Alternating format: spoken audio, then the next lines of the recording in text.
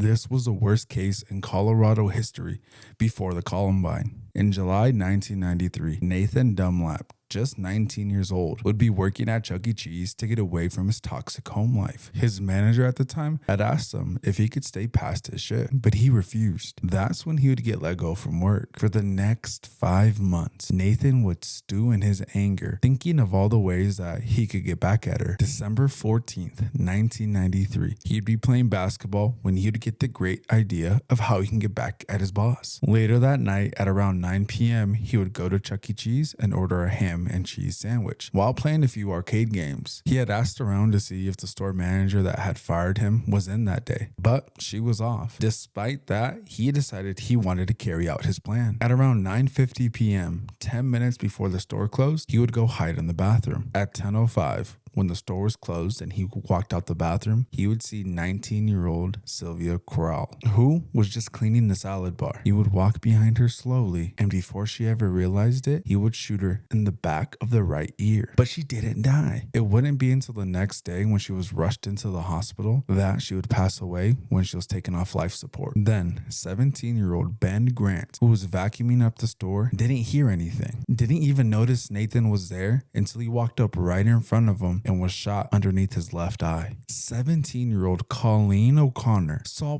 both the murders right in front of her eyes, and she was scared. Instantly, she went down to her knees, begging for her life. But that didn't faze Nathan when he would walk right up to her and shoot her on the top of the head. 20-year-old Bobby Stevens would be outside taking the trash out when all this was going down. When he heard the gunshots, he thought that there were balloons popping. Nothing out of the normal, because again, they were closing down for the night. He would walk in, go straight to the kitchen, start unloading the dishwasher, completely unaware of the massacre that just took place inside. And then the door opened, Nathan walking right through it. Before Bobby even had a chance to realize what was going on, he was shot right in the jaw, instantly hitting the ground. Then Nathan would set his eyes on 50-year-old Marge Kohlberg, the store manager at the time, who just got hired a few weeks ago. She was in her office when he would barge in and demand that she open up the safe. Once she complied, he shot her in the ear. She would hit the ground and would be moving, so in order to finish the job, he would shoot her in the other ear. He walked away with $1,500 and some Chuck E. Cheese arcade tokens. But Bobby, who just got shot a few minutes earlier, wasn't dead. He was just plain dead. He was waiting to hear once Nathan left to go run out the store, go to a nearby apartment complex and dial 911. December 15th, 1993, police would find Nathan in the middle of intercourse with his girlfriend. He showed absolutely no remorse for what had happened. In 1996,